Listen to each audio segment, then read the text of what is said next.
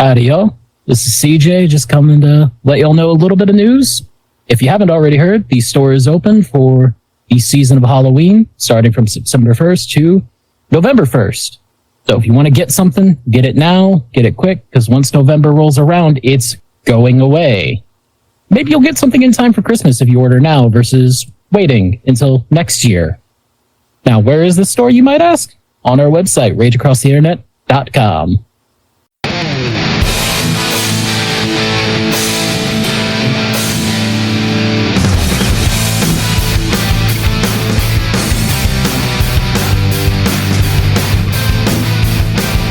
Coming at you from Scratch a Wolf Studio. It's that time again to Rage Across the Internet. It's your very favorite Werewolf the Apocalypse podcast. As always, I'm your host, Porter.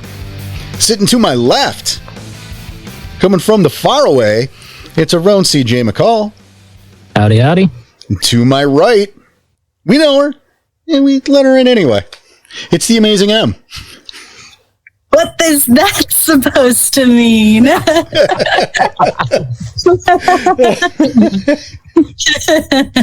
Daniel Tyson is out on assignment.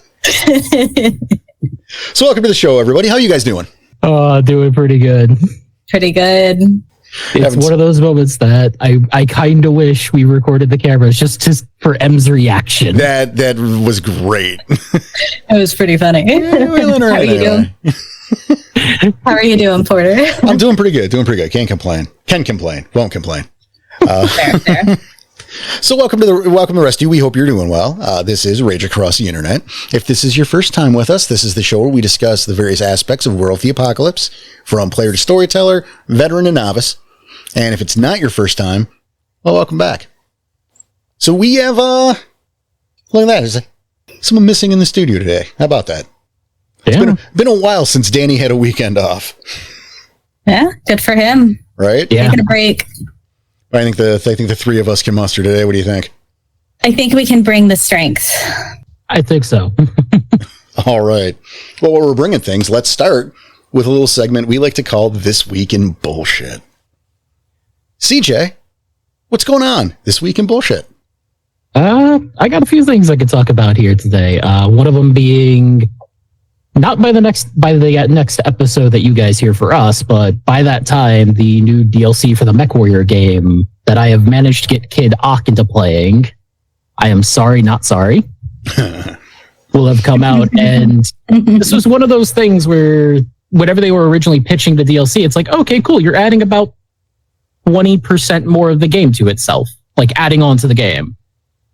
And then just over the past few weeks, they've been like putting out new little articles and like getting the hype train going of like, oh, hey, we've also added this and this and this till it's basically they're releasing the other half of the game. Okay. They're Excellent. doubling the content in this game with just one DLC. And I think this game is now 2 years old. That's nice. That doesn't happen a lot now. No, I think nice, the yeah. last time I remember that happening was Borderlands 2. Yeah.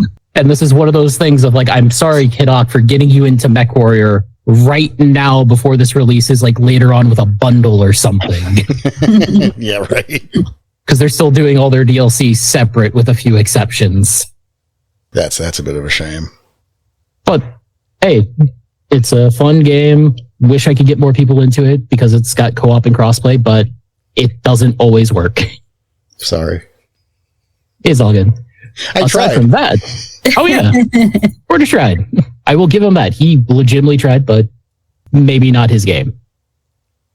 But hey, I feel bad. all I can ask for, just people try. That's really all you can for anything. But I will say this: last night was backer night. Yes, it was. And For us, not for you. Yeah.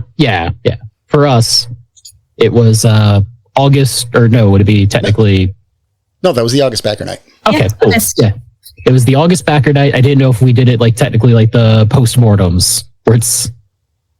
No, that's the thing. Yeah. The backer rewards show up at the end to the first week of the following month. This way, backers have the entire month to sign up to get those rewards. Fair. This way, if you sign This up on the one last day of August, you still get the August rewards. Sorry, Em. Yeah. This one just by chance showed up the last day of August rather than the first or second day of the next month. Yeah. But going back to that for just a moment, fucking Edgelord, great pick for the first movie. Joker, you goddamn coward. What were the movie picks? Since it was 2:30 in the morning and I'm definitely asleep at that time.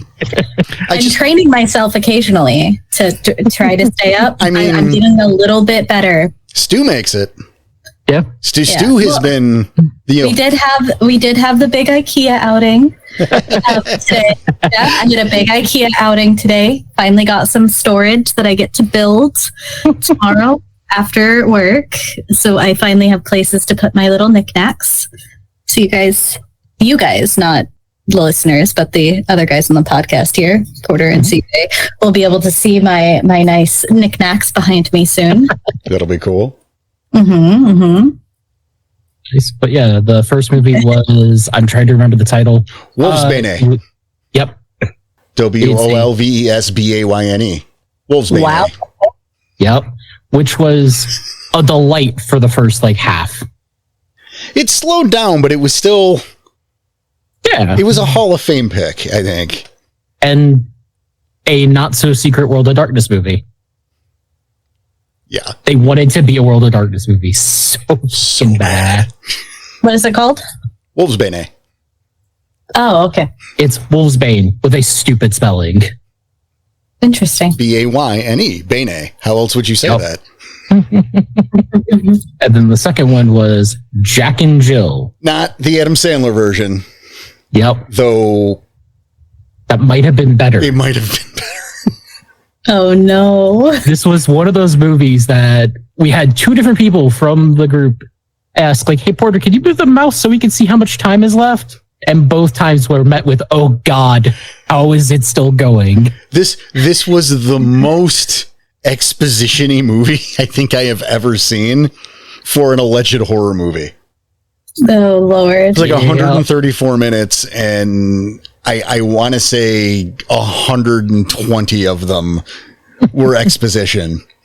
People standing around talking, sitting around talking, walking around and talking, with maybe the flash of the killers. Nothing. And they did this amazing thing where they cast people who looked exactly alike. Yep. And would put them And in the paired them scenes and paired them up. Yes. And so we get a lot of, did you just die? We honestly couldn't tell.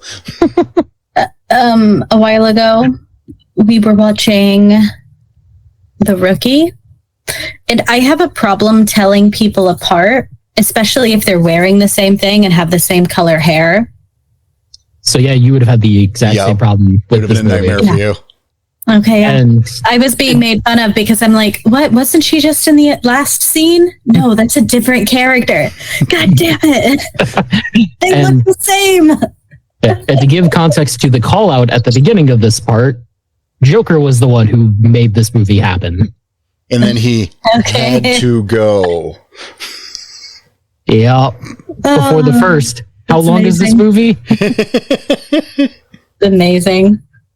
So it's a fun thing, actually, because you haven't been, obviously you moved, so, the schedules don't.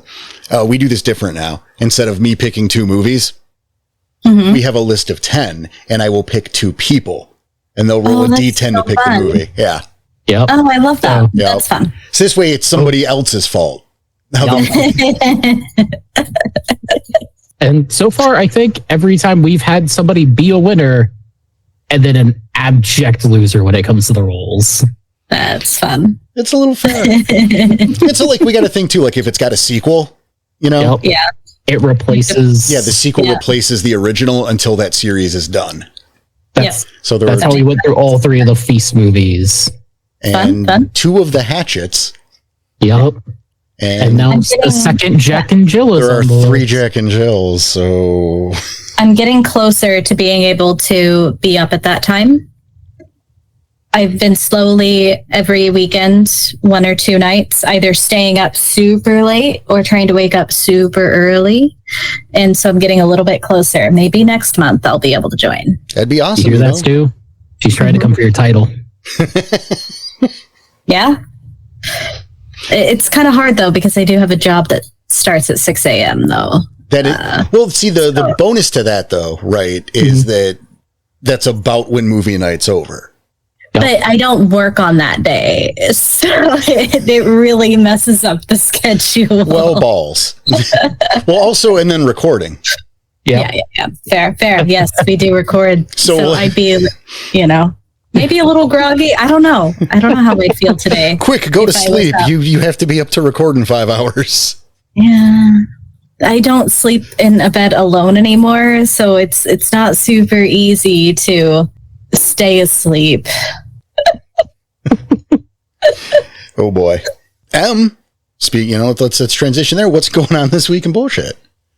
So CJ reminded me of something whenever he was talking about his Mech Warriors and how the bonus content added almost an entire new game. I am currently replaying Borderlands 2 with some friends. Nice. Yes. It's so much fun. They are in the US, so we don't always line up exactly. So they've played a few missions without me. Mm-hmm. And so the other day when I hopped on, we were about to hop on in a few hours, and they were like, yeah, oh, by the way, we're level 16 now. And I'm like, okay, give me a second. So I get on and I'm leveling, and I get up to their level by the time we start playing. I thought they were going to level again. And so I started playing to level again. So here comes them joining their game. Oh, look, the puny mortals. She's level 99.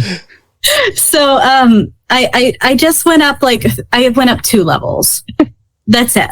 I went up 2 levels. Okay. Not bad. But I hop on, and so 2 of the people I'm playing with, we're playing 4 of us. One of them has played the whole thing through before. 2 of them have never played before. This is their first time playing Borderlands. That's cool. Right? And so I wanted to they know I've played it before, clearly. But I was I wanted to kind of try to not be I've played it before recently. So I was oh yeah, I was just doing side missions.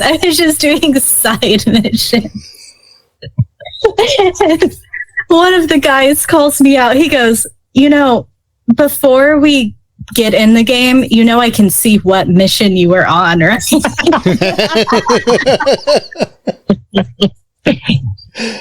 I was oh, I was caught out. I was and they were okay. She's probably only a little bit into level 19. We'll catch up to her in no time. They got to level 19. A couple seconds later, I got to level 20. I'm super quiet. And we saw that. We saw you level up. Oops.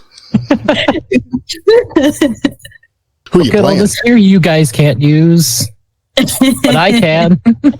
Oh, shoot. Why is it escaping my brain? The one with the turret. Axton. Yes. Okay. Nice. I honestly think, though, it's my first playthrough as him. You haven't played much Axton. Yeah, I typically do the... Why am I, skittering right now? I'm, short-circuiting. I typically play the Siren. It's my favorite. I like her ability. Yeah. Mm-hmm. Other than that, I also play the Mechromancer. Same. Yeah, it's usually Siren or Mechromancer. So...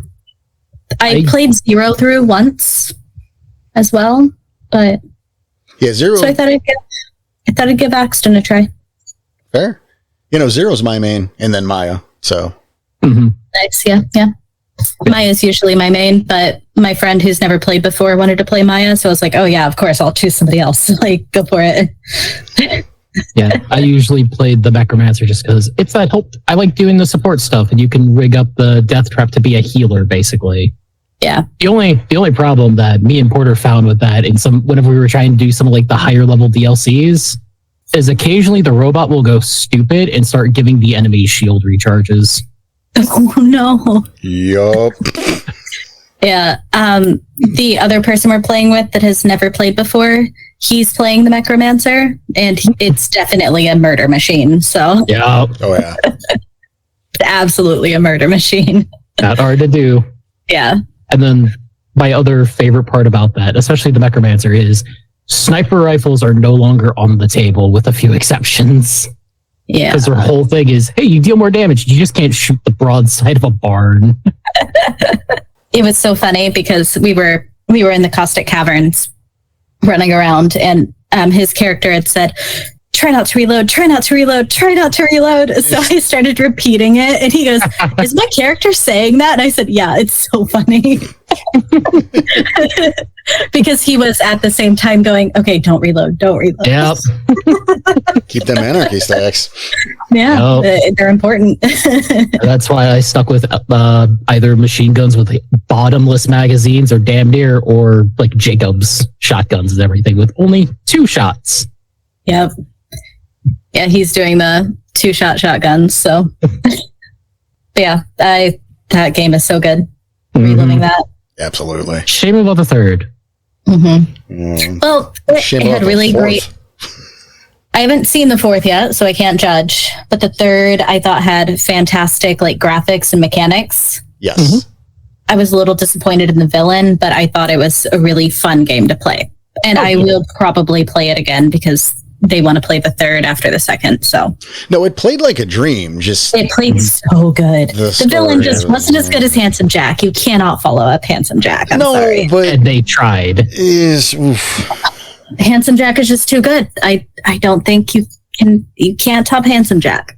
No. I'd die for that man. But like, I mean, the trick is don't try, and they did try. You know, anyway. Heck, I'd kill myself for that man. In fact, I do. I do that. I do that quest every time. Yeah. Yeah, I have to. I have to jump off that cliff for that man. Right. I keep referencing that when we're playing. I go, yeah, I'd kill myself for this guy. I'm waiting for the joke to pay off. Perfect. So in other video game news, I talked a few weeks ago about Gun and Elphonic and the idea of Friday the 13th game may be coming back. And I was very excited. And now I'm not excited anymore. No. They announced a week or two ago that it is a Halloween game. Like the franchise, Michael Myers. Halloween. Yeah. You know, it's asymmetrical, so it looks like it'll probably be very reminiscent of Friday the 13th, but it is only a 4v1. Which for our purposes just does not work very well. I mean, it's not a no, but at the same time, you look at our game nights lately, and it's usually at the minimum 6 people. Yeah, at the minimum 6 people every week, at least. Yeah, so it kind of doesn't work for us, and I'm a little heartbroken. People are psyched for it though, and I want to get off a little bit of a rant. Fuck it. I hear a lot of people complaining though, or like being very nervous because Gun's involved. And like they went to the trouble of saying that, well, Gun's just going to help with distribution. That's all. They're just marketing and distribution. That's it. They don't have hands on the game. And this really upsets me, right?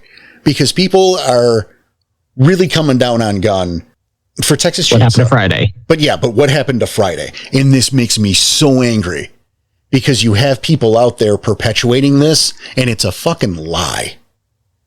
Gun did not ruin Friday the 13th. No one working on Friday the 13th, the game, ruined Friday the 13th, the game. What happened is the lawsuit between Sean Cunningham and Victor Miller. All right. They were fighting over the rights to the franchise. And because of that, everything with the Friday the 13th brand got a cease and desist. The lawsuit went on 2 years. They had to end service. They weren't able to make money on the game for 2 years. They did not mishandle the franchise. They didn't kill the game. A lawsuit killed the game. If you want to be pissed about what happened to Friday the 13th, the game, blame Victor Miller. That's all. It makes me so mad because like when it happened, right? When, because they had all this content they were planning. They had the roadmap. They were following the roadmap.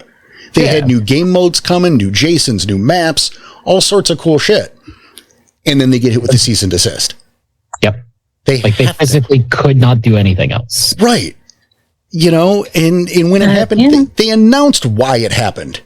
Victor Miller, the writer of the first movie, was suing Sean S. Cunningham over the rights. And so how it breaks down, and this is actually how it broke down, is Victor Miller owns everything associated with the first movie.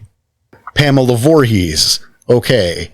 But Jason belongs to Cunningham. You know, so it cut the rights in a very irritating way because of these things. We can't just have nice things. But point is, it wasn't Gunn's fault. Stop blaming Gunn for it. It was never a secret. It was always known. Research for 30 seconds and learn the truth and stop besmirching this company for something they had fucking nothing to do with. Oh, you know how sometimes the internet likes to run with something and go crazy. Oh, I really, really do. Yep. Sometimes it's really entertaining and other times it's not so much. I agree. Sometimes I'm like, heck yeah, let's go. And other times let's I'm get like, okay. and torches. Yeah. Other times I'm like, okay, this is a little... Right. Yeah. A little iffy. I've just heard a lot of vitriol toward Gunn lately, and it's really pissed me off because, you know. They did good work with Friday and with Texas Chainsaw. Yep. It's just the one that everybody was really fucking hyped for and excited for because it was a massive game. Got killed because of a lawsuit. Right. Which, you know, and you'll hear it. You'll hear people like on YouTube channels doing the deep analysis and blaming Gunn. And it's like, well, you fucking... People are listening to you. They are taking your word like it's like you're an authority and you're lying to them. You could be wrong. That happens, but then correct it, right? Otherwise, you're just lying to people and fucking cut it out. Anyway. Holy shit. On to brighter news. Yeah, it's just been, oof, yeah. But yeah, the Halloween game's coming out, and that should, I'm sure it'll be cool, but it doesn't help us, I don't think. Yeah, it might be a fun little, you know, a non-game night game eventually. Get some more of the backers in, do some smaller games. Oh, I think how Dead by Daylight used to be. I was going to say, yeah, I think it might be one of those backer only things that we end up in the backer room like 3 nights a week playing. That sounds like fun. Yeah, that'll be fun to get back to. We haven't done that since the Dead by Daylight days. Yeah, and now that I'm only working Monday, Wednesday, Friday, perhaps I can stay up on a Wednesday as well. Yeah. Hey, Yeah. you can We can get everyone, get back to being destroyed by Pro Gamer M. right? Bang, bang. But hey, I've given you guys a break. Maybe you've improved. no, certainly not. I play less now. If anything, regressed. Yeah. Oh, you didn't have the challenge. I see. Yeah, I got sick of it. But hey, this is a show about werewolf. So maybe we should move to the subject at hand. Yay. And Probably not a bad idea. it's been a while since we've broached this topic. And I'm saying this like you don't already know what it is because you had to know because it's When the you episode read. title. Right, like you already know. But Unless you've got like autoplay on and you've just been listening to us nonstop for a while. Then hi. and we love you for it. So today is the return of the Tale of Two Wolves.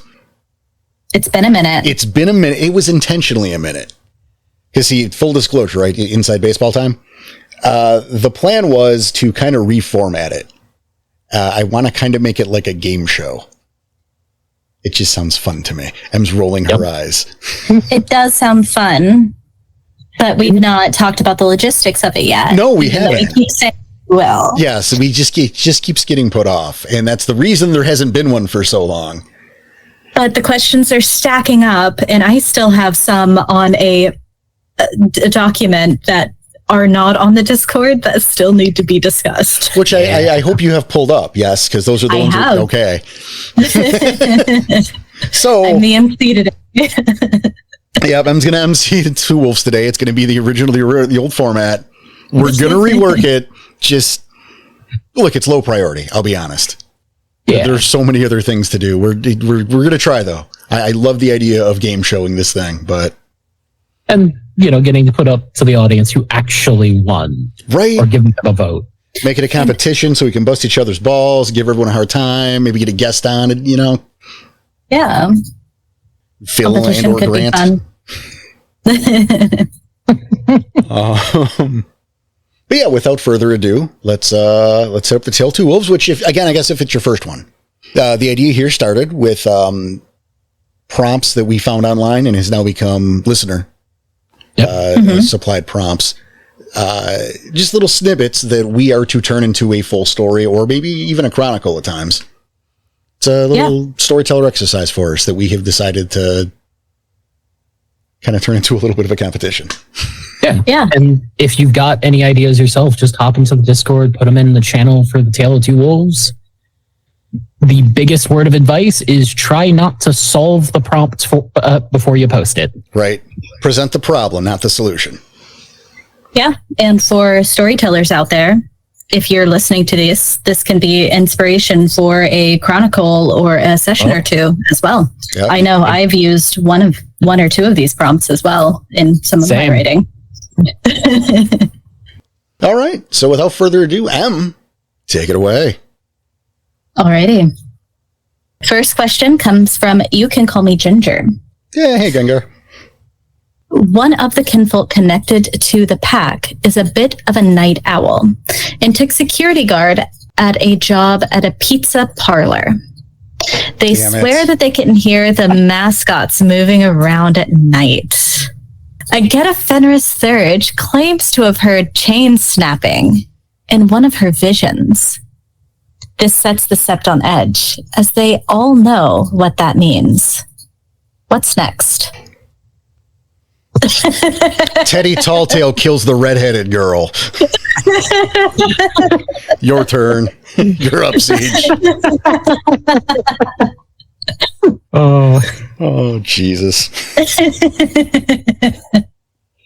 Oh, fuck it up. It's a great one to start it with. It's great. And it's one of those things of like, I'm coming up with like 4 or 5 ideas and I'm stopping myself halfway being like, God damn it, that's just FNAF. Because it keeps going right back there. And I'm like, do I lean into it or do I try and go away?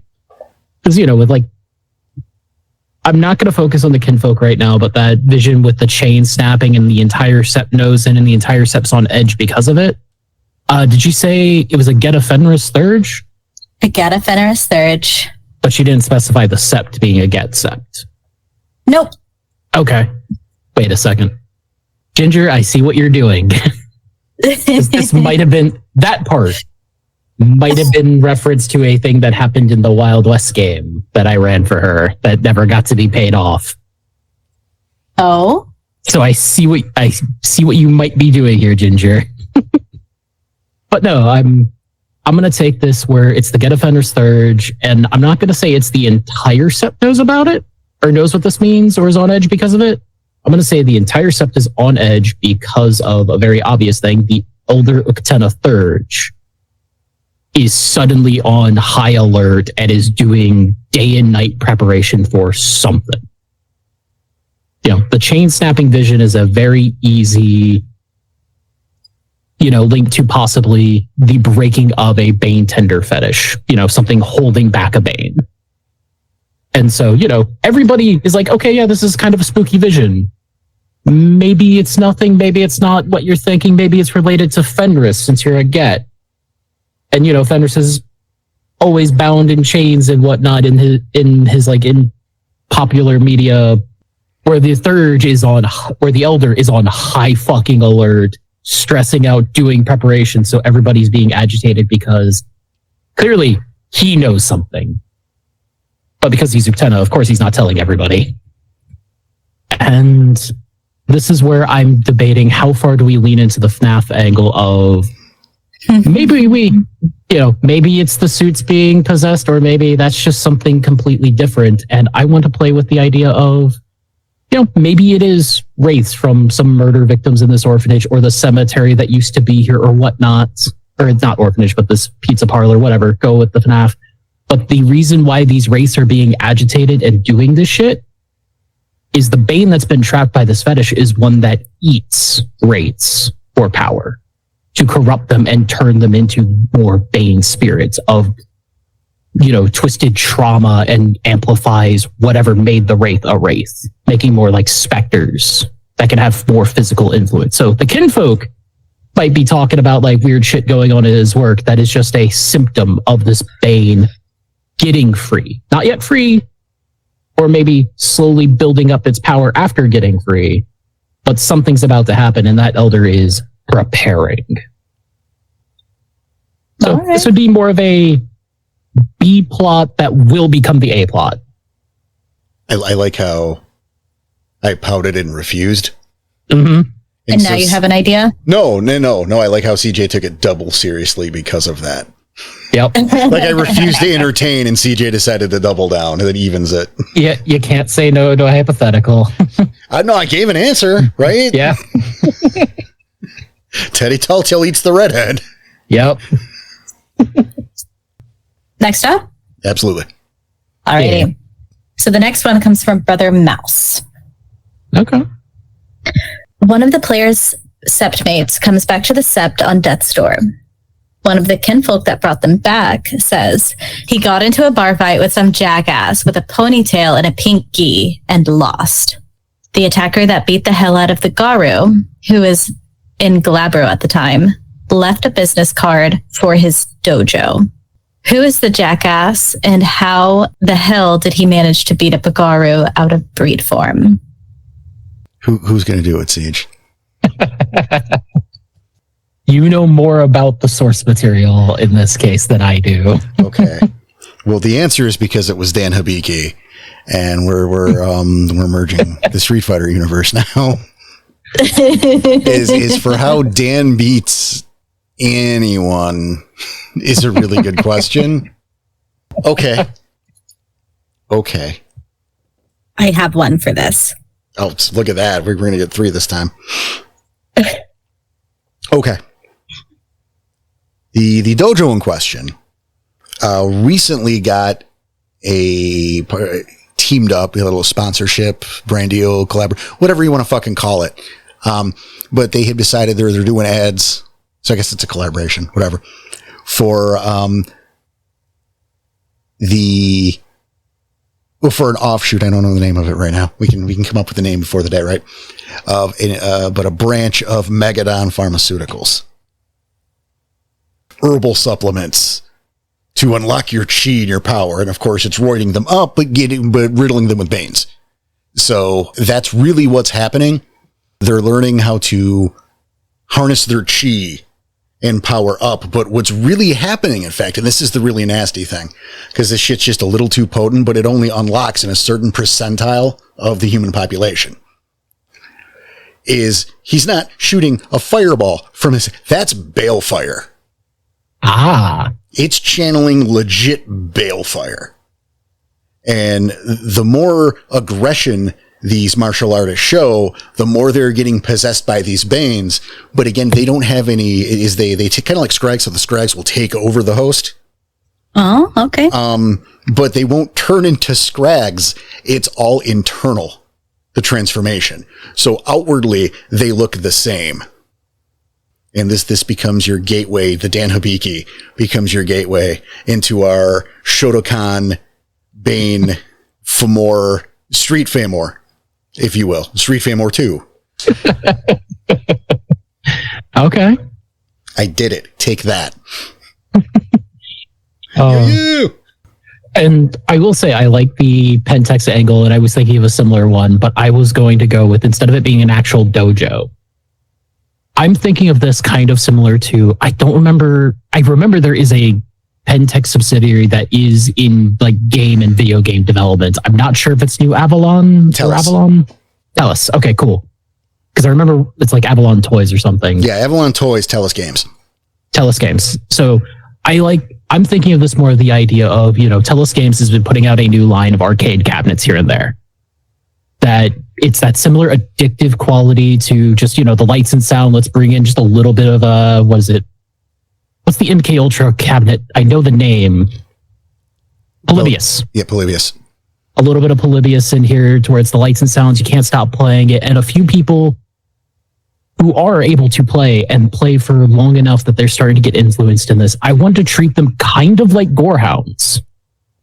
But in this case, it's, where you have all the media stories of the violent video games making people go out here and be violent. Instead, they're starting to adapt more and more qualities of the characters in the game, a little bit more of that personality. So this dojo is kind of like I would say it's kind of like a fight club set up by these guys of the gathering of this group of Banes slowly building up. It's just a full on, this is a byproduct. They were looking to make a fully addictive game. You know, keep people here, keep money, keep wasting your time, keep you distracted, where they've accidentally created a video game version of a Gorehound. So Yes. less of the intentional Pentex plots that goes a little haywire and more of just this is, you know, Pentex is doing a thing. Sometimes there's a recall that's going to need to happen.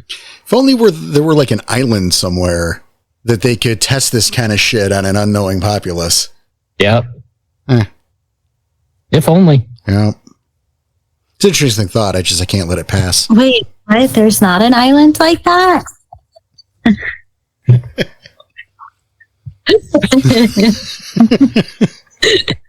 I wonder if they would serve burgers full of Banes. Okay, my idea. Yeah, what you got, Em? Yeah, so whenever I was reading this, aside from the Street Fighter reference, I have made a mage really similar to the kind of street fighting style before. And so my idea was that the individual who beat the Garu in the fight was in fact a mage. And upon further investigation by the pack, they find out that that mage perhaps has some kind of spirit that they're drawing their power from. Because mages can harvest their power, their quintessence, from spirits, as well as Garu and vampires as well. They can pull their power from that. So perhaps they have somebody that they need to free or save or kill so that they can go back, or a spirit that can go back to Gaia and no longer being used by this mage. Okay. So it could be like a nice, like, monster of the week kind of situation. Yeah, it's solid for a monster of the week. I like how we made a bigger deal out of it. We just had to. It couldn't have been like, it's the video game episode. Shut up. Yeah. No, and mine was definitely just a monster of the week video game episode. That's good. Sometimes you just need a quick one-off Right? in between stories, you know? And this is the perfect little, like, what the fuck? Yeah. Kind Perhaps of it moment was. to be like, yeah, let's go figure this out. Let's go get a win. Yeah. Or Perhaps it somebody else is. is going to get their ass kicked. Yeah, perhaps it is just a mage with a spirit that they're harvesting. Damn, a beaky. I will say there was a part of me thinking about, like, what if it's secretly an imbued or something like that? But then I remembered, wait, aren't they a part of the apocalypse? Like one of the signs? Look, that's a whole. Yeah. That's a whole other can of worms. I don't know what happened. I have to go. That feels like too big of a thing for something that would be this much of a throwaway. Don't wanna, not gonna. Yep. Yeah. What's next? All right. So another one from Brother Mouse up next. Is this one Blanca? We're going to find out. I haven't read it. Or at least I haven't read it for months, so I have no idea what's coming up. While on a mission for the Sept, the pack began finding pages of a manuscript in random places. I have a feeling. I have a guess. We're going to see if it holds on. The pages describe events that are currently happening, such as the player picking up the page and reading about picking up the page and reading it, have already happened, but the players weren't present for. And the last page they find describes something big and bad that will happen to the Sept. Who's writing the manuscript? And can the pack change the ending? Okay. So I was wrong. I will admit that. My original guess, whenever it's the pack running around the Sept in the woods finding pages, my first thought is, God damn it, is this supposed to be Slender Man? Yeah, that's for sure. Is this just going to be the video game episode? But I do have an idea for this. It might be a little bit more of a monster of the week. It might not, because it could be something that you develop more. But in this case, I'm going to say this is I don't remember if this is the official type of cairn area, but I want to say this is a cairn that is focused around a totem linked to prophecies and visions. Oof, love those. And in this case, I'm going to say this is a spirit that's drawn here from, just its connection to the cairn, to the linking of the prophecies. This is a spirit that is able to not quite manifest in the bond, but it's able to influence enough power to create these pages almost. So yes, it is. Yes, these are like legitimate little prophecies that they're fighting. Like, yeah, you're reading something that you've just done or you're just about to do. So what the fuck is going on? And ultimately, I would lean into the idea of, I don't know how big or bad I would make that ending, the ending one, but I kind of want to lead into the idea of maybe you don't want to always trust a prophecy like this because your actions might be what doom you to causing it to happen. That sort of cautionary tale where maybe it is, maybe not an attack on the Sept. Or maybe it is an attack on the Sept from a much smaller force originally. Like just a little raiding party, a scouting party coming in, be it from another local Sept that's looking to get more territory. And so you get this prophecy, you gather as many people up as you can. You're getting ready to defend this because you know something big is happening. Here comes this raid. You take it out, no fucking problem. It's nothing. Well, the Geta Fenris in the Sept a few days away, realizing their scouts are never coming back. Oh, this is a much bigger threat. Everybody, we're going. So, hey, yeah, nothing bad happened to the Sept because you defeated this attack. But because nobody went back to say, like, yeah, no, hey, these guys don't fuck with them. Or, yeah, they've got way more people than we do. We don't want to fuck with them. But because they never came back, the enemy can make that assumption of, oh, this is a much bigger problem. Let's get everyone. And now, instead of maybe 1 or 2 war packs, that's 6 or 7. All right. Okay. I thought he was doing a Supernatural season 5, personally. Don't remember what happened on that episode. I think I stopped watching before that season. Which is a shame, because I think season 5 was the original ending. I think it was 5. Okay. And that's a great place to stop watching the show. The problem is it went on for another decade. Yeah. But I could be wrong because it was so many years ago. Oh, so. no, fair. No, that was the one with Satan where they fought the devil. Okay. No, I watched that one. Yeah. Yeah. And, Chuck, the writer who was writing their adventures, who turned out to be God. But yeah. I mean, it was there in the beginning originally too, though. So yeah. fine. Well, he was originally like a prophet. Well, that's what they said, but they were selling him as, right. But at the last episode, at the end, it was strongly hinted he was God, and then he was God. But I feel like he's doing that right with the writings and the page. But obviously, you want to just go down that road, but you can't, right? I think this is not a kinfolk.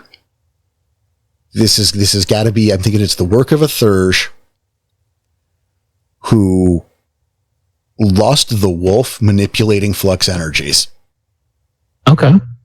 But while that happened, he also developed this prophetic ability.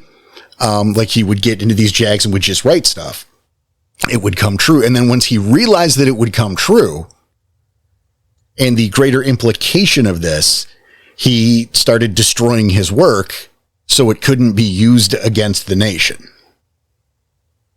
Right. This is all backlog because, the pages will eventually lead back to this guy. Yeah. Who people are starting to discover.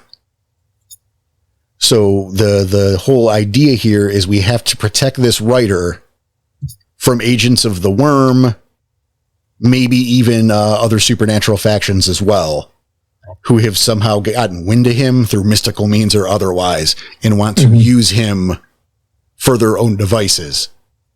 Because, hey, wouldn't it be nice to have a pocket fucking, prophet? Yeah. Okay. Yeah. It's a little thin. It's what I got. Yeah, and I can see building off of that, of especially, if he is a Garu, if he is a third who lost the wolf and got this, hey, maybe part of the eventual plans is maybe you try to help him, hey, can we get you back to fighting shape? Or if we can't keep you protected and people are still coming after you, how do we deal with you at that point? How do pages lead back to an individual? How dare you? I'm sorry. I'm really intrigued by this idea. And now I'm wondering how the fuck pages lead back to a person. Fingerprints. Perhaps Fair. these were. You could follow the trail of the pages, right? Your little hunt, and it leads to like triangulating it, like right. a movie. Yeah. And like you find, leading to like a trash bag, right? And oh look, there's the credit card. Hey, you already won the $10 million, Jeff Tarkington at 1543 Help Street. And, maybe somebody in the set heard of a pack that went missing at some point, presumed dead because they went on a raised mission to Flux or whatever. And hey, look, I've seen this writing before. Ooh, adding to that, an arbitrary thing, right? Like you've got the page, you're reading it at the Sept, you're like, how weird. And then like you make fun of how the guy spelled color or something. Like, and then an elder picks it up and looks at it and goes, "Oh, I used to know the British guy." Yeah, Jeff spelled color wrong. That's crazy. Spelled it wrong. There's no U in that word. But those are the ways that you could be dropping the hints, left and right, getting back to it. Fair. Ultimately, maybe you're tracking them down. Maybe somebody in the elders actually is like, you know what, we need to look into this, or hey, you need to look into this. Right. All right. I was just curious. No, we solved it. So there. Yeah. Thank you. All right. Up next. All right. Again from Brother Mouse. If this is another video game related one, I swear to Christ. I don't know yet. But at first glance, it seems okay. Okay. It seems safe. It seems safe. It could be wrong. Let's dip the toe in. So the Koopa Troop. A plumber high on mushrooms. The pack are approached by what is clearly a black spiral dancer who greets them cheerfully and amicably. He claims to be a proud Gaian warrior who wishes to die valiantly, facing those treacherous black spirals. And any pointing out of his deformities and taint are but evidence of his facing the enemy, but being unable to die to them. Is he legit? Nah. Okay. And is that your thinking stance, Porter? Is that your thinking stance? Oh, no, I answer. That was I'm just going to chill out here until the next question. Yeah, and I'm trying to think, how do I make this, how could I make this into actually something? Yeah, make it a B plot, Porter. How do we make this a B plot? Well, I mean, it's a trap, and it's obviously a trap. And, Made You Look, that's his name now. Made You Look is going to go well above and beyond to sell this. He's going to stick with it no matter what. Yep. What is he luring them into? Well, a trap. Let me get there. What? Damn. Okay. Let me get there. You're the one who wants me to make it like a full-on B plot, all right? Probably the easiest is obviously if you can recruit, bonus. But the ultimate goal is to reveal the location of the cairn. How can he manipulate himself into finding out where the cairn is? Yeah. To get them to slip up or to fall for his bullshit so he can trick them into trusting him. And it might not even be for an assault. That would be a nice little misdirect to where you expect it, right? The shoe drops. Maybe this guy is and he's going to attack the cairn. He's not going to attack the cairn. They're going to send a squad to tunnel under and steal the Pathstone from the cairn live. Just one day, everyone's going to wake up and the Pathstone was taken from underground. Or send in one of their kinfolk to breed with your kinfolk. I think that guy gets caught. Yeah. That's probably some Hills Have Eyes, motherfucker. Fair. Yeah, sure. But what if they have some kind of like talon or item that helps mask what they are? There is precedent. Second edition storyteller screen came with the paperwork that came with that. You know, the couple story leads in there talked about a Bane tattoo that would mask Wormtaint. Oh, that's okay. Well, in fact, It's coming together. I think that's on the forums.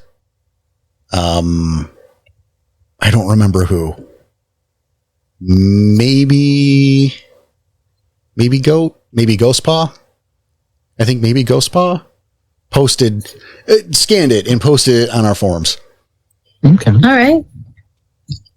So a nice little piece of hard to find, werewolf stuff might be worth checking out. Sorry, Siege. I see you're chomping at the bit here. I'm sorry.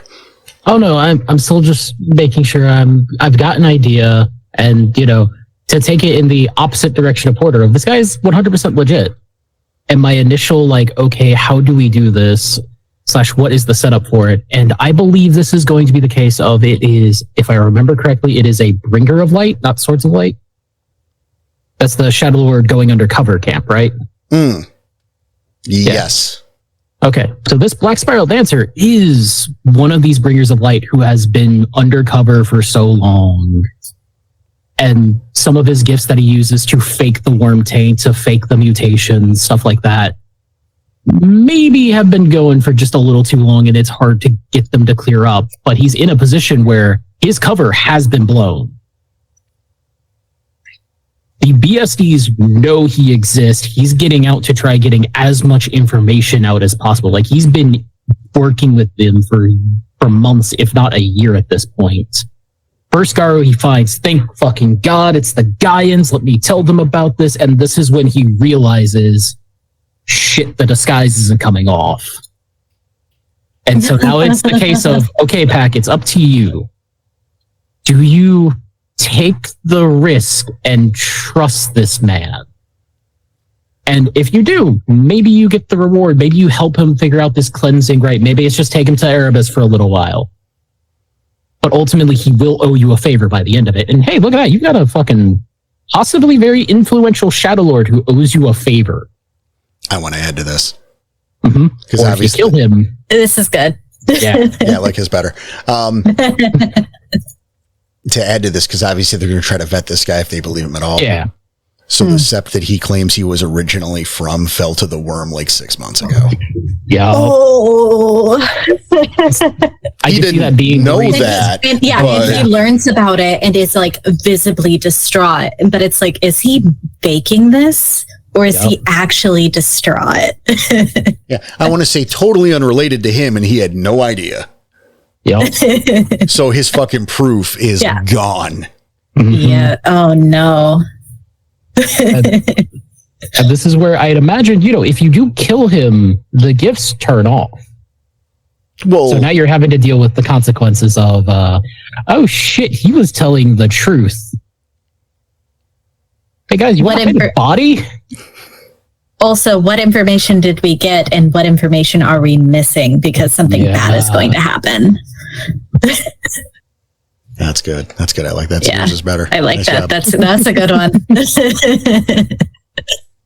Thank you, Brother Mouse. On to the next question. This one comes from Agisandro. Nice. Hey, just In the first third moon, all Garou from that auspice in a sept notice that their shadows are opening their eyes. Their eyelids are halfway open in the Philodox moon and almost completely in the Galliard, affecting each time the Garou of the auspice too. okay. Like the shadows have the little holes in the where the eyes Third should maybe be. has a little slit. Ahran, huge slit, etc. Yeah, that's what I'm seeing. The worst of all is that the afflicted powers and behaviors are becoming exponentially uncontrollable, powerful, and aggressive. Spirits summoned from nowhere, liars bleeding from cuts on their tongues, howls that shatter rocks, etc. The full moon is coming, and everyone dreads what will happen when the eyes are fully open and the Ahran become afflicted too. The Ragabash are the only ones not affected, it seems. I've got an idea. So do I. You go first. Okay. So a lot of this, since, it's affecting different auspices differently, it's showing with the eyes opening on the shadows, and it's getting worse with the progression of the moon throughout the month. Yeah. Where some worse things are happening every single time. Yep. My first instinct, especially since the Ragabash aren't affected, is one of two things. Maybe this is a deal made in the past out of desperation by one of the Ragabash elders to crazy Aunt Luna that he's tried to wiggle out of. Time's come to pay. Oh, I've got so much stuff that still needs to be done. I can't do this favor right now for you, Luna. Okay. It's fine. Crazy Aunt Luna is saying it's fine. Clearly, it's not fine, as everybody with Luna's blessing, save for the Ragabash, who seem to be completely unaffected. It's not, Luna's not punishing the Ragabash who's going back on the deal. No, it's hey, look at this. It's all your fault. Look what I can do. You can stop this at any time, and they will thank you for it, maybe. If not, maybe they'll be suspicious about you. Do you want them to find out what you've done? All right. A little bit of blackmail from Aunt Luna. Yeah. I'm going a different way. Okay.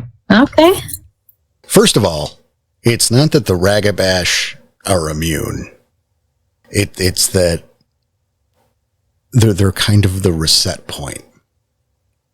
And while everyone might be worried what happens on the Ahran moon, what they need to be concerned about what happens on the next rotation. What this is the Night Master's influence. What is the Night Master? Oh, wow. The Night Master is the living embodiment of the Abyss. Yep. Okay. Once upon a time, a Shadow Lord who took his pack down there to do what Garou do in the Abyss. He ended up making a deal with and becoming one with the Abyss. And one of his ultimate goals is to eat the sun. Yep. And see, he has discovered a right, because all things that are lost eventually wind up in the Abyss. So he has discovered a right and perverted it. These shadows are gaining in strength. Oh. And will, I'm going to say, come to life at the start of the next rotation. Oh. See, something is happening during the Ragabash moon. Yep. They're gaining power and sentience. Just you can't see it because there's no light to give it away. Okay. The idea is it's almost like an extension of Shadow Pack. Once this completes, and it will, on the rotation of the next cycle, being the Ragabash moon again, they will become sentient, and he will have vessels in the realm that he can control. An army in the form of the shadow of every single living Garou on the planet. Can you get to the Abyss and thwart the right? Boom. Yep. That sounds like something on the level of, the Shadow Master. We've just made this a full fucking quick chronicle. Yeah. Well, you're on a time ends with an abyss crawl. No, you could start this chronicle from the beginning. Yeah. This could be the start of it being the slightly opened eyes from that third moon, right? And a month is a long time. You could have things happening while slowly things are kind of falling apart. Oh yeah. Mhm. And again, this ends in the abyss prior to the Ragabash moon. Can we get there in time and destroy the ritual site down there that needs to be preserved while this rite goes on? Because you can't kill the Nightmaster. Oh, fuck. Right. Yeah. But you could destroy the altar or whatnot to thwart his plan. Yep. Yeah, the first couple days of that moon cycle or that month, they're going to be whatever. Things are a little strange, and only your third is going to be feeling something. And eventually it'll amp up. Maybe you don't even have a third in the crew, and it's just something weird going on in the set. But it's like, hey, everyone, why does Jonas's shadow have eyes? Yeah. Right? A couple perception checks, and maybe everybody rolls like CJ.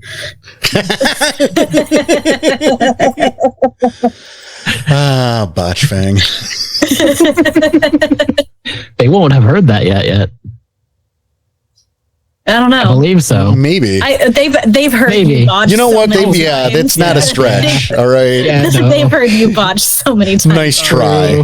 True. Also, You I'll say tried, you this. failed. Yes, sir. Yeah, I love the fact that we both went with two dangerous adult spirits usually. Right. Yeah. Now I have something cool that I want to go read about. So Yeah. Oh, the Nightmaster's fun. Yeah, check the Yeah. Abyss chapters of any of the Umbra books. okay, all right. I've not. I have some of the Umbra books, but I have not read the Abyss yet. So Yeah. I mean, they're all basically the same. So just pick whichever version you want and read the Abyss section. Yep. cool. What's it called? I've managed to work the Nightmaster into a small vampire game where one of the antagonists was being possessed by an avatar of him. Jesus. You know, Fun. a La Sombra with shadow powers with direct connections to Perfect. the Abyss. Perfect. I used that, to. that tracks. Made a deal to save her friend, not realizing what she got in the co-pilot seat. In the early days, I used to do yearly Abyss crawls with my groups. I didn't even realize I was doing it. It's just by coincidence. Every year or so, they'd go back into the Abyss. Yep. It was pointed out and like, stop it. Like, all right, I'm sorry. There's some fun stuff in the Abyss that you can find. I mean, yeah. And then there's the Abyss. But when you end up making it like a tradition, right? Yeah. Like it's Labor Day and then like Uncle Ched's birthday and it's Abyss Crawl Day. Fuck. Make sure you empty your pockets on the way out. Right. Some climbing gear. Yep. Oh. All right. So, next question. This next one comes from Buddhist Monkey. A Pentex subsidiary has started to use a service where people willingly submit their DNA for testing and genetic mapping to mark kinfolk or those with the potential for change, for kidnapping and experimentation. So Pentex 23andMe, Yeah, Pentex 23andMe. less Mormons. I guess so. I want to tweak this Okay. because this isn't, I think there's two ways you could tweak it. And I want to tweak it one or the other. The idea here is I want to remove Pentex from this Okay. and I want to replace with DNA. Okay. And so what we do there is either it's a DNA initiative or, and maybe this is the thing, they do one of those like ancestry.com, whatever, 23 Jump Street sites. And I know what I said. And what they do is they are hacking the data to secretly test vaccines for GLS on the people in that tree. Okay. GLS? GLS. That's the virus or the genetic condition DNA believes being a Garu is. Yep. Mm, It's GLS 1 and GLS 2. Mm-hmm. You know, the version that comes from wolves is GLS 2. mm. But see, that's the beauty of DNA, right? Is they're a human organization who has kind of discovered Garu. And they're legitimate, like they're not worm tainted. They're legitimately trying to help. They think they're on the cusp of discovering and curing the next huge disease, genetic disease. Yeah, like they're well-meaning, right? But they don't quite know what they accidentally are trying to do. Right, like they know there are werewolves. It's the werewolf disease, and they can't go public with it because who would believe that? And, you know, there's a scientific explanation for all of this, and they are trying to cure GLS. So you know, they know some people out there have this disease that makes them turn into monsters and kill a bunch of people. How can we help them? That's what I always loved about DNA, right? Because it's the well-intentioned humanity at its worst. Yeah. You know, there aren't femori walking the halls. No, you know, there's no black spiral dancers in lab coats going, let's make them fuck each other. None of that shit, right? They're well-intentioned, but they're accidentally setting off a series of events that could be devastating. Right, because at the end of the day, they would love nothing more than to be able to put an extra additive into the water supply to prevent GLS, full stop. Mm-hmm. And what happens if that does come to pass? Right. So this is my pitch, is it's not Pentex, it's DNA. And they are hacking the data. This makes it more modern too, right? They're hacking the data from these like Ancestry.com and all these different, because there's like 8 or 9 different of these sites, right? Yeah. So they're pulling the data to find people with GLS markers to trace down to the current day people to sneak, and once I guess infect, right? Infect them with experimental GLS vaccines. And how you can bring that through the players is maybe Lucy Green, you know, the daughter of one of everyone's favorite kinfolk, has been asked to come in for... Well, no, she's been having dreams. The process has started, and everyone's so psyched that she's bred true. Everyone's so psyched, but they're easing her into it. They're going to let her have the dreams for a bit and naturally make it nice and painless, and then suddenly the dreams stop. Like someone turned off the spigot of her first change. Yep. Oh. You know, they've got, you know, Lucy Green's in the family, and the family's in the know too. So she's like, okay, guys, guess what? And then suddenly, Dad, I haven't had a dream in a minute. Yeah. What does that mean? Yeah, she's been waking up naked in the woods like 3 nights a week for the last month. And now she's been home all night, every night for the last week. Yeah. Or, you know, at some point during school, she got called into the nurse's office because, hey, it looks like you're not up on your vaccinations. We can get that taken care of real quick. Or someone in a lab coat just put a blow dart in her neck. Yeah. It's the weirdest thing. Someone was just like, oops, dart in your neck. And they... Oh, come on. I've got one. It's just how much of one. You know, it's that I've got the initial idea. How do I expand it, or how do we take this into something more? Because the idea that I've got bouncing around in my head is I'm going to cut out the Pentex thing as well. This is just, you know, 23andMe. You know, it's whatever thing it is.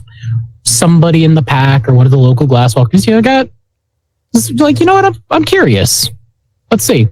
How does this show up? You know, being Garu, does this do anything weird?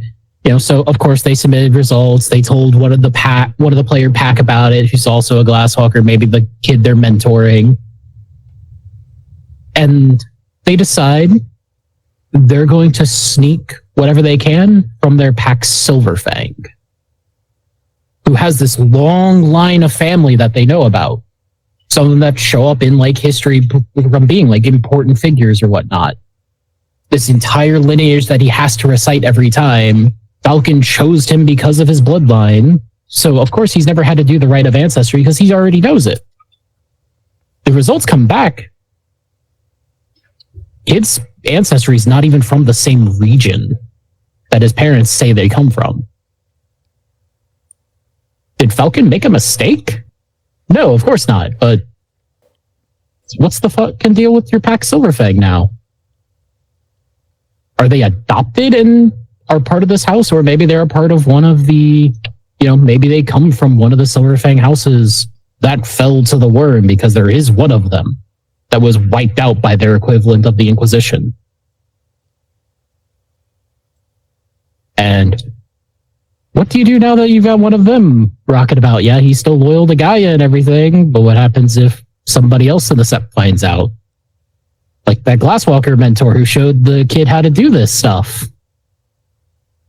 And this is where I'm like, okay, how do you spin this into something more than just the, a neat thing or a weird thing that happened once to maybe dig into the player backstory a little bit more? You could incorporate dreams or perhaps contact from ancestors who belong to said fallen house. Mm-hmm. Because fallen house, so he's got these madmen whispering in his ear, great uncle Rutherford. It's like, hey, you're not crazy. I am. The window. There is no window. You have to draw the window in to make the window fine. Fly out the window to find the path. You have to find the path down the flower. You have to dance with all of us. Right. Yep. And slowly, maybe he's being turned mad by these ancestors who have kind of, like the floodgates have been opened. Yeah. It's like once he discovered it, all those crazy fucking ancestors, like it just opened the door for them so they can walk in and take a dance. Yeah, it's the congratulations, you've achieved cursed knowledge. Right? Okay. And yeah, you could take that quite a few ways depending on how the players interact with it. Hey, it's a good reason for just to reveal maybe somebody has the insane ancestor flaw.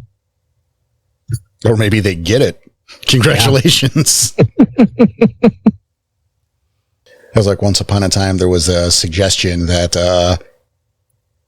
of turning a worm creature's tusk into a drinking horn and like making that a fetish. Yeah. So that when you drink, you get worm taint.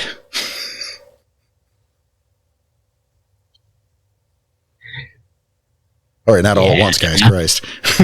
Yeah, that's one of the going on the list of bad ideas somebody had at some point lists. Next question. Or prompt. Next prompt.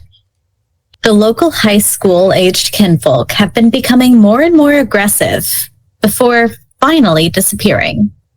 The pack goes to investigate and finds that all the affected kinfolk had been a part of the local lycanthrope TM V4 LARP group. Black Dog Factories TM has recently released an advanced copy of their newest edition of their game into the local set's territory. Okay. I got to tweak this a bit, but I got something. Now, is V4 LARP group supposed to be W4 LARP group? Probably. Or Okay. L4 since it's lycanthrope. Fair. Okay. Now I got something here. It's only one or two kinfolk involved in this. It doesn't have to be more than that. Really, one can be enough, right? Because one missing kinfolk kid is generally something we're going to give a shit about. Yeah, exactly. The lycanthrope group, though, it's a sizable group. Yeah. Maybe 5 or 6 kids, maybe even more. Hey, but the thing is, they are. It's not called Darkest Dungeon. What was it called? That Tom Hanks movie. Which, thinking about it now, I have to add to the list for movie night. There's a Tom Hanks D&D movie where he goes crazy and thinks he's his character. I know this one. Yeah, I cannot think of the name. Yeah, it doesn't even matter, right? I want to say Tom Hanks Darkest D&D Dungeon. movie. Yeah. But it's kind of like a riff on that, right? Is they all have decided they've become their characters mentally. Mm-hmm. And there might even be a little bit of, there's some transformation as time comes. Now, they're not turning into Garu. I want to make that clear. Is it like in a Split where he doesn't actually transform into anything, but for some reason he is crawling on walls? I've never seen that, but no, there's going to be a little transformation as Bane possession takes over. Okay. Giving them Wolfman. Wolfman. Yeah, Wolfman. Yep. Like Charles Wolfman, attorney at law. Or Lon Chaney Jr. Wolfman. Yeah, or they're going to get a little globberly. And, Fair. Yeah, and- that's kind of how it is in Split. He gets like a little bit stronger, a little bit buffer, but no actual change. And what they're doing now is they are running around being lycanthropes. Right. Not Gyro. I mean, lycanthropes, little wolfmans. And kind of like I had those LARP vampire kids, right? Kind of like that, where they're like messing up the neighborhood and kicking over trash cans, fucking up shit and causing trouble, right? But what Ding dong ditch. why this? Well, when some pets go missing or are slaughtered, like it's not harmless shit, but it's baby shit. You know what I mean? Mhm. But here's the problem. It's loud. We're not worried about the 15-year-olds, right? Who are not Garou. Like, this isn't a threat, except for the fact that this shit is ending up in the papers. Yep. And one of them is a kinfolk. And maybe, That could forbid get back they breed to true. us. well, even if they don't breed true, maybe they know a little bit more than they should. And they're getting a little close to the cairn. Yeah. Not because they've been there per se, but it's around their territory that they're familiar with, or, right? Maybe they're getting a whiff of daddy's scent for some reason and are hanging around the neighborhood, fucking up houses, leaving claw marks and howling at the moon near a cairn. They want to go smash some mailboxes, and he goes, "Oh, let's go down this road." And by chance, there's a ton of kinfolk that live down that road. Right. And that road, if you continue on down it, leads to the Sept.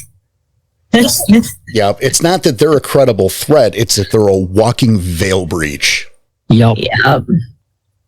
I like that. That's fun. Thank you. And I will say your Vampire Kid LARP one immediately, like, I was working on an idea and then immediately is like, oh, that's where this idea came from. I Sorry. was remembering back to that because, my first reaction here is like, okay, let's take it just a little different. Let's remove most of the kinfolk. Yeah, have it be the one, maybe two. And my first thought is this is a gangrel and their ghouls. Just way of having fun sometimes. Like, hey, look at that. We're going to poke fun at the werewolves because I know what they are. You guys just get to run around and be my lackeys, be my pack. He does the actual transformation and everything for because the ghouls can get some of those abilities with enough time. Yeah. And so here's the kid who's like grew up hearing stories about this, not quite in the know because, Far enough away to not know that it's real, but close enough to have maybe heard the stories secondhand. Yeah. And so, maybe they're making the assumption of, were those actual stories of stuff that's happened, or was this just, my uncle telling these stories from his gaming group, basically? Mm-hmm. And it then sounded really cool. And then a friend of theirs like invites them, hey, we have this group. We like pretend to be lycanthropes. You want to like join us this weekend? And he goes and he, joins up, drinks accidentally drinks the Kool-Aid. And now you have, in my mind, the potential fun scene from both sides of, the kid coming home and maybe Uncle Ted's spending the night because he just got back from a mission and is crashing on the couch. And the kid smells off. Something smells a little different in the house and he can't figure out quite what it is. Yep. Maybe he gets the underlings in the Sept, the player pack who's just below him. Hey, go check this out. Something's not quite right. I don't know what it is. Go look into this. And now I'm also imagining the gangrel who finds out, oh, hey, you're related to, I've heard about this guy because he killed my sire. I turned that guy's nephew into a ghoul. Bugs. Okay, you're coming with me. We're leaving town. Hey, I know you're on bond duty right now, but we tried to check out your cousin. He's not in town anymore. I don't know where he went. And it becomes potentially just that little fun, like, hey, you just got done doing some really heavy shit. You just had a packmate die a little while ago. Chronicles ended. We're in between. We're reestablishing the normal. This is potentially just a fun little, hey, go find the kinfolk, go save the kinfolk, and kill a vampire. Just have some fun with that. Right? Yeah. Or kill a vampire pretending to be a werewolf. Yeah. Because, I mean, you can recover from being a ghoul. Yeah, it's hard. It's not fun, but It's hard, not fun, but it's recoverable. And then you have an NPC in the story that you can be sympathetic to that's going through some kind of like big life event. yeah. Or hey, maybe you do recover the kinfolk. Maybe the gangrel is just that pathetic. That it's like, you know what? You're not leaving town. We find out you're leaving town. We're going to hunt you down. But now you can feed us a little information now and then. Maybe we hear about, some creepy businessmen in this area who are doing just a little too much. Maybe you and your people go and run them out. We can't do it because it'd be too loud and too noisy. You can do it, or you can stop being useful. All the while, maybe the vampires now try and be like, okay, how can I get these Garou off my back? And so, a fun, potentially just minor one-off, 1 to 2 session story to maybe something you could bring back long-term, or just keep going back to the well every now and then. Nice. Fair. I like it. All right. Next question comes from Ghost Paw. The pack wakes up in a military base. A pack of Athros, elders at their cairn, discover an abscess, fully formed and human sentient, on their cairn. One of your packmates goes feral. What the fuck? So they wake up on a military base. I assume they get back to the Sept, and they hear about this abscess on the cairn that is somehow fully sentient.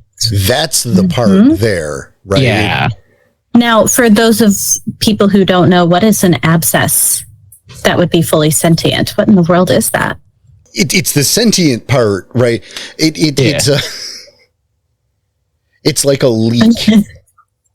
Mhm. I like the Cliff's Notes would be like it's like a leak from the wild into the realm. Yeah. So is this potentially what is it, a wilding? Or I'm trying to remember what the wild little pocket realm in the the wild version of a hellhole. I'm trying to remember what that's called. Yeah, no, that's what. But Yeah. In the realm though, the fucking sentient what? Yeah. Okay, Ghostful. Well played, Yeah. sir. There's a reason I chose this one. Okay. Gonna make this one count. Shit. And one of the pack has gone feral because of this, or has just Yes. gone feral. Yep. Okay. And if you don't have an absent member that you can make go feral, it can be somebody they're close with. Yeah. Yeah. Okay.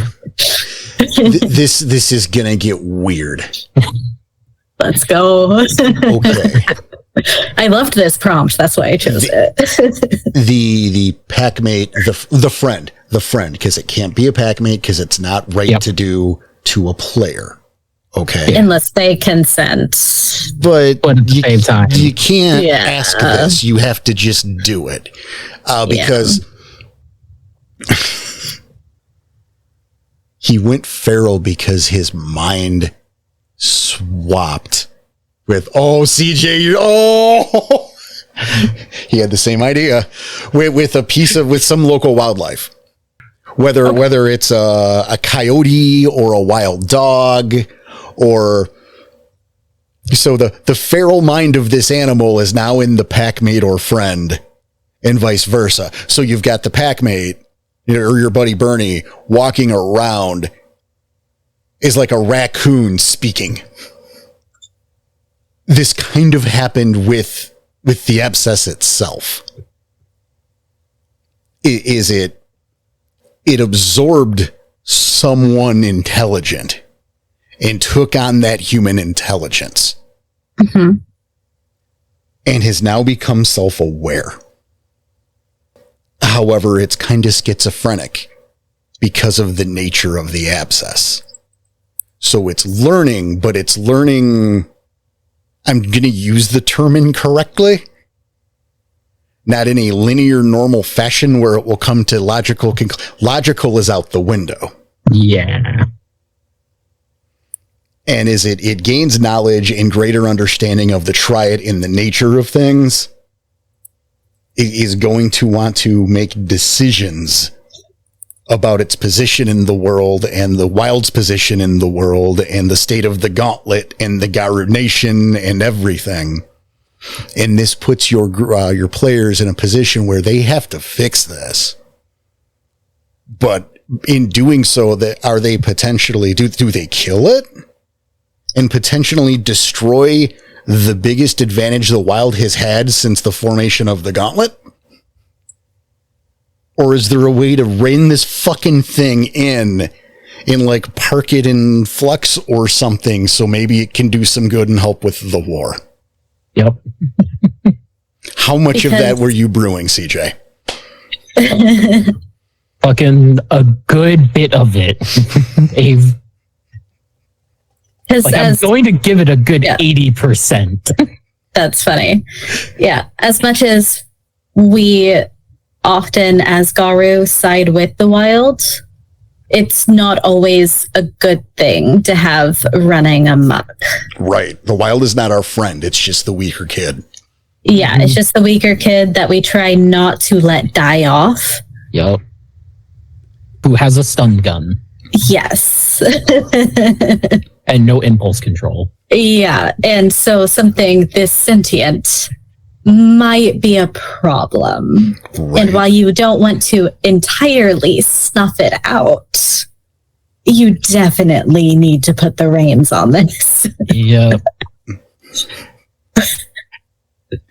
And this is where like part of me was thinking the original, like, you know, I was going with that mind swap 100%. Mm-hmm. My first thought is but my thought for the reasoning for this being here, because hey, how the fuck is this happening? I'm thinking maybe a little bit of a harebrained scheme on behalf of a Black Fury Theurge. Okay. You know, doing some wildy witchy shit to try and empower the Wild in this area. I did. Like, hey, we've been clearing out a lot of hellholes, a lot of like soon to be blights in this area. Let's see if we can bring some Wild influence in to help balance shit out. When it's on par for them, it's good. Yeah, it goes a little too far. And my first thought is when the pack is going to be the first ones to find this. And for the most part, in the very beginning, it's just the Theurge's mind. Semi-rational. Semi-rational, actually helpful. Like, oh shit, you're missing your arm. When did that happen? Gets touched with Wild energy and hey, look, rapid regeneration. It's back. What the fuck? And they're being helpful. This is a good thing. This is something great. We can rely on this. But every time this Theurge now in the spirit form while the body is, you know, just absolutely feral, every time they use this power, a little bit more of that Wild influence and corruption starts taking hold until, yeah, it's eventually either we have to figure out how to put this down. This is no longer our friend. This is no longer our ally. We need to put this thing down or figure out a way to chain it or force it back into the Umbra. And yeah, no, for the most part, you got everything else. See, I'm going to say with the body swap thing, right? The mind swap thing, this helps make it fun and comical in the beginning to ramp it up. You get the It kind of also weird helps. science shit, right? We're like, oh, this is delightful. Fucking Lenny's a golden retriever suddenly. Ha ha, talking dog. And then You're never suddenly gonna we're live not this laughing down. anymore. Right. Yeah. But you And amp you up also that way. and you get the ability to communicate with the wild. Yes. For even if it's a little while, you actually have a way to communicate. You can actually talk in a way that makes sense until it doesn't. Fucking good on you, Ghostpaw. Right? Well done. I think maybe that's it. I know we were going to do one more, but That's such a good one to end it on. right. Yeah, that's a good one. That one took us a bit. That one. Yeah. Like, yeah. Yeah. We were going to I'm do glad one more. I took a second to read through those prompts. And I said, this one right here. Yeah, I that's think we gave him shit on the last one for not having any prompts in that. and then what Welcome happened? back. Yup. Thank you, Ghostpaw. I to have hear a from few you, more buddy. from Ghost Paw that we'll hear from next time we do one of these. Absolutely. Fucking thank you everyone for writing in. We know you haven't stopped, but still don't stop stopping. Don't stop not stopping. Don't stop the prompts. Don't stop believing. Mhm. Hold on to those prompts and put them on the Discord. That's right. We did it, kind of. I'm just a city boy I living in think there's South a little Detroit. wild influence here. All right. But for real, thank you so much for writing in. Please keep it up. Yeah, I suppose that's it. I don't have anything pithy tonight. Thank everyone. Thank you all so much for listening and your support, because it means the world to us. And on behalf of everyone here at the studio, myself, CJ and M, we want to thank you for listening. And we want to say take care of yourselves, take care of each other. And remember, there's plenty to be mad about. There's plenty to stress about. But, these are our hobbies. This is the fun stuff. So let's get together and just have some fun. Take care, and we'll see you.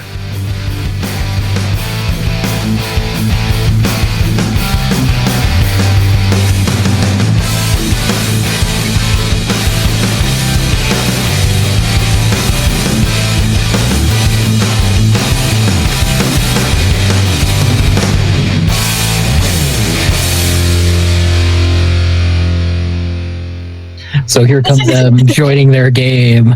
Oh, look, the puny mortals.